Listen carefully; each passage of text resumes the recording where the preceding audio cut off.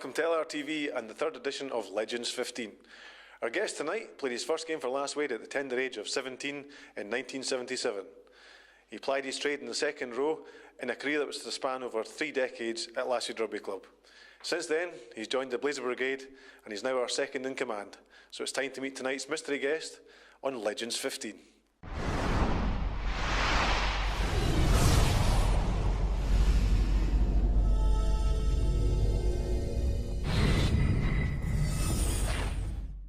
Alan Bain, welcome to Legends 15. Great to have you with us tonight, and thank you for all the pain you've gone through in the last fortnight in putting your team together. As you described yourself, it's been quite a thought-provoking process and not an easy task either, is it? Very difficult. Very, very difficult. Especially when you've got very few friends like myself. We said to Ian, we had Ian Barron obviously and George Anderson, and the beauty of Ian's position was, and you're very similar yourself, that you've played rugby at the club over a long period of time, and hopefully you can give an impartial input into and representation of who's played for the club over those years and into your team. So a quick resuming of your team in terms of who's playing, who's included over the decades. We've got 1 from the 50s, 60s and 70s, 2 from the 70s and 80s, 5 from the 80s and 90s, and 7 from the noughties. Most of whom are actually currently playing in the first team at the moment. We'll go straight into the coalface, and pulling on the 1 jersey in your team is a man who played in your own era, none other than Alec Ross.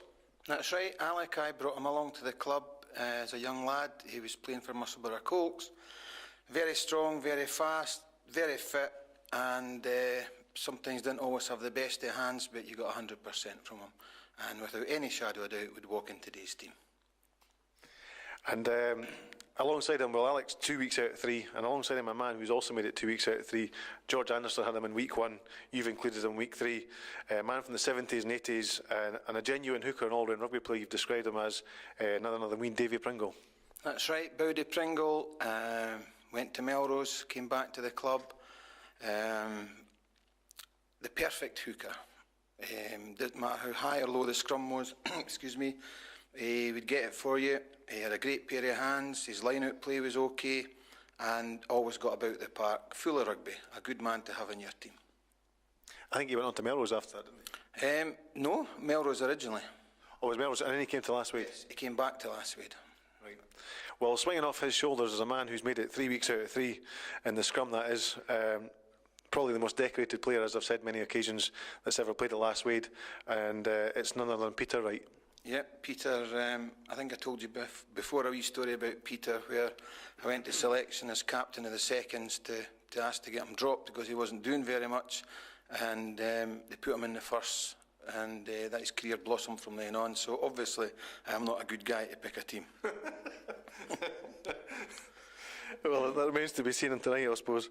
Into the second rows, and a man who you've described as your own Willie John McBride, as hard as granite, a player from the 50s, 60s and 70s. He's made it 3 weeks out of 3, none other than Bob Knowles himself. I mean, how could you leave Bob Knowles out of a team? He's played, as you say, 3-4 decades. I don't think he'd ever have been dropped in his life. He led from the front. Would he have been a big success in modern rugby? I'm not sure he'd have won you many line-out balls, but certainly the scrum wouldn't go back, and every time he got the ball, he went forward. What else do you want out of a rugby player? Was he rugged and streetwise? Very much so. I think definitely the rugby that was played in these days when Bob was younger was it was virtually an armed combat, to be honest. And you won a line-out ball by physical attributes or skullduggery. Not like the line-out codes and the lifting that we have now. We were not allowed to touch each other, you know. So Bob, certainly without a doubt, is a man for any generation, you know. Great.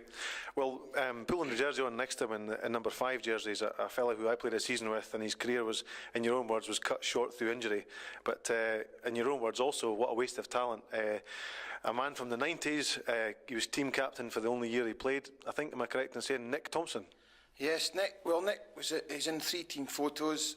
He was captain when he was 21, or when he was 20, and when he was 21, he had a pretty bad ankle leg break, which has stopped his career dead. I played many a game with him. Great supporter of him. He was fit.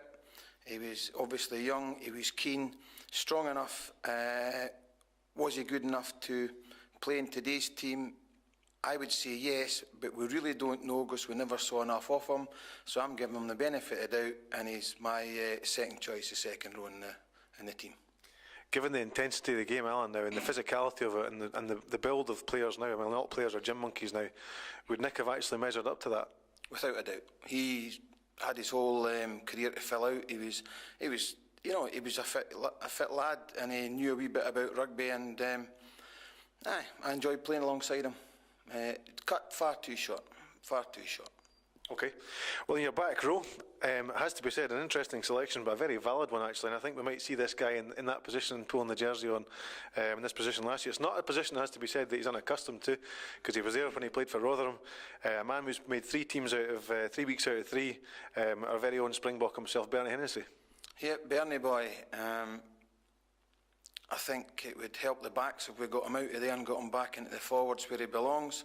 I certainly wouldn't like to play against him. Strong going forward, would knock him down going back. A good, solid rugby player. Only knows how one way to play the game. I mean, the beauty of having him in the backs at the moment is he's a senior player surrounded by a lot of young players, and he's probably given a lot of direction to the backs at the moment. Take him out the backs. If you take him out the backs at the moment, does that leave the backs a bit light on experience? Are there players round about him that can step up to where he's left out? Are you talking about the Legends team or the current first? The current first 15. I'm sure we may have a plan for the future to fill his place. And no, I think Bernie at our level probably will have to stay another season in the centre, but in the Legends team he has to go in the back row. Has to go. Okay. And a man again who's made it 3 weeks out of 3, and as I said before, he can blag his way into anything, and your team's no exception as well, is Gavin Brown, our current team captain. Well, how could you leave him out? His track record speaks for itself. He's played at the highest level in Scotland, King of the Sevens. Obviously, married life has put a wee bit weight on him, and it slowed him down ever so slightly, but in his prime, he has to go in the team, without a doubt. Full of rugby. Mm-hmm. Yeah, yep. And at number 8, a man who's made it 2 weeks out of 3. He missed out last week to the detriment of Stevie Dick, but he's back in again this week with your inclusion as Donald Hearn. Well, I would genuinely say the best number 8 I've seen in this club, and I've played with Brian McRoberts, who was a bit of a legend, Stevie Dick, David Hearn, but Donald beats a lot of them. He's fast, he's mobile, strong going forward, great tackler, always there to help his teammates. Number 8 can be a very selfish position. I've seen some selfish number 8s over the years, and Donald just gets on and does his job. Always would be in my team. He's got a great engine, hasn't he? He has. Great laddie. Good laddie. Yeah. And the half-back pairing, there's no change there. Week 3, still 9 and 10, the same jersey numbers. Pulling on the number 9 is none other than Neil Clark himself. Well, probably the best scrum half we've seen, but he only gets his place tonight because he can fly a jet fighter. Okay. Well, he's fairly unique in that category. Well, he's the first jet fighter pilot we've had, but I mean, Clark is Clarky. I would think with a wee bit better pack in front of him, he would score loads of tries. Loads of tries. Well, he's almost unstoppable from 10 yards anyway. Well, most people are, to be honest. And paired up next to him is our very own Rusty. I mean, what can you say about that? Well, I think everything's been said about Rusty, to be honest. One of life's good guys. He only wants to win, and he did it with a smile on his face. So, but that was confidence, because he knew how good he was. And I don't know if we'll ever see the likes of Rusty here again. He was way ahead of us, and it'd be great if he had a little brother or a cousin that would want to come to Scotland and play for us, you know.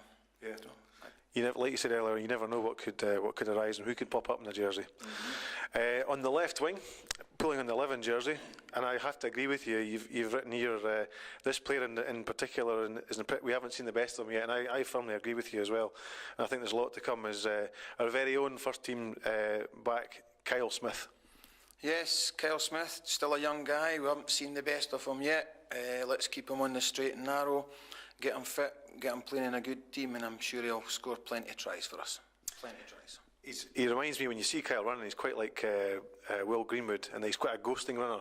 He's got a lovely sort of change of pace on him, and he looks really comfortable. And when he's running at full pace, he can vary his pace, and he wrong foots guys so easily, and then steps on the gas, and he makes it look very, very easy. And that's always a measure of a good player as well.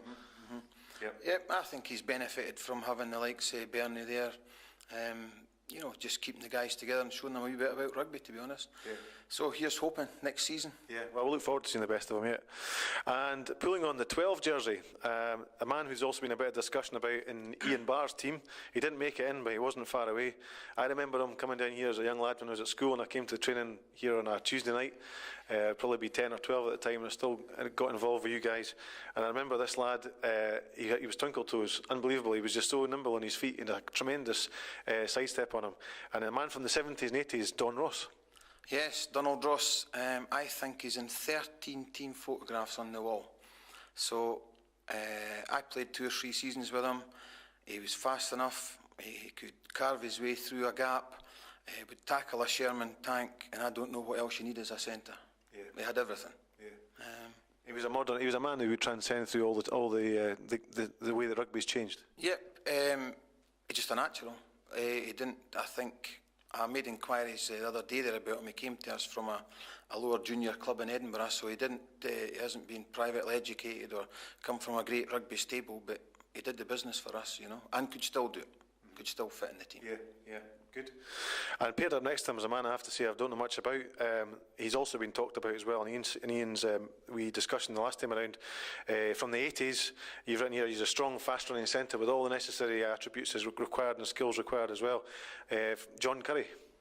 John was a big lad. John would be 6'3", 6'4", maybe 16 and a half, 17 stone, fast as Roger Jackman, would run through defences, could run round defences, but unfortunately he was blind. That was his only real problem. There is a story that we got picked for promotion a few years ago when John actually ran behind the post and touched down on another pitch. Right. True, but you couldn't leave him out. You could not leave him out, and he would walk into I think that's what you call going beyond the call of duty. I would, but he would fit into our team today. Absolutely a great player. And I think we only saw him for 4 seasons. Didn't see enough of him. But he clearly left an impact in you the time he was there. Oh, yeah. A really quiet guy, but he could play rugby. That's all he wanted to do, run with the ball. Yeah. Okay. Well, on the right wing, change of position from his previous selection, he was in the centre, and he was the centre as I remember him as a player at Lasswade. Roger Jackman from the 80s, and I think possibly into the 90s, just on the periphery of the 90s. Marginally, I think. Yeah, I mean, an amazing player, an amazing individual. Well, he was a young lad, and he looked after himself, got himself really fit. I'm not saying he was a gym monkey, but he had a gym in his bedroom, so he had a body like Adonis. And was it like looking in the mirror? No, certainly not. But I was a wee bit taller than him. Good rugby player. We played him far too often at centre, mainly because there was nobody else, and we didn't see the best of him either. I mean, that lad, he could run, and someone said they saw him about the club recently. I would like to see him again. I'd like to see him with a jersey, a Lasswade strip on and a ball in his hand, because he could play rugby. Fast as get out. He had wheels. And he could run all day. Could run all day. That's how fit he was. I don't know what he would do over 100 metres, but I don't think there'd be anybody in the club would beat him. Well, I came up through the age group rugby with him, and when we played sevens, I remember playing at Golden Acre in the Heriots under 16s, and it was a case of get the ball to him in open space, and it was just, he could sit back, get the fags out. Roger Jackman was going to do the whole lot. He was a good guy. During the school holidays, he used to come and work with us, and certainly would be in my team every week. Good. And a man at fullback, his time, I suppose, is no less than Peter Wright's was. It was quite brief at Lasswade, but nevertheless fairly influential in his time here. I think he played with us in 2 cup finals, at both back-to-back wins, the Shield finals, at Murrayfield. A man from the current era, and better known as Carl McWilliam. Yep, I don't actually know very much about Carl. Didn't have a lot of time, not a lot of time to speak to him. Not that I didn't want to speak to him, but watching him play, so relaxed as a lot of the Kiwis are, and he just did what was necessary. That's all he did, and could put a wee bit of magic out of nothing. He could thump a ball the length of the pitch, as could Rusty, but I think his position was fullback. And had to be good to keep out some of the fullbacks that we've had. But when we're thinking of this team, you've got to think about the players I played with, the players I watched. They weren't quite playing. We never played at the standard the guys are playing just now, so when you pick your players, you've got to think, could they play at this standard? And your man Carl obviously was way above our standard, but just like Rusty, I think it's been a privilege and an honour to have them play at Lasswade.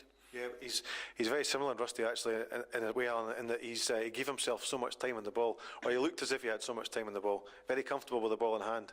I know when he was at Watsonians, he's a fantastic sevens player, great engine on him. We run all day, and just a fantastic rugby brain on him.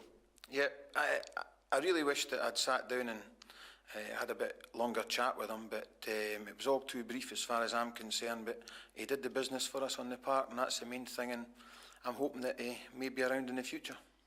Well, great selection, really interesting, and also a very interesting inclusion of Bernie at back row. And it has to be said that, I did say we'll probably see him there yet. And I'd imagine you'll be no different to Ian Barr or George Anderson, and there'll be a lot of debate and deliberation over who you've not put in and who you've included. So listen, thanks for your input. It's been great to have you on, and we look forward to the fallout which occurs and whenever this goes live on air. So here we are, third guest of the show, 3 weeks in, and there's now 6 players penned in each week, and still no inclusion of Richard Borthwick. But who knows, that may come yet. So join us next time when we'll reveal our mystery guest on Legends 15, and will you make the cut?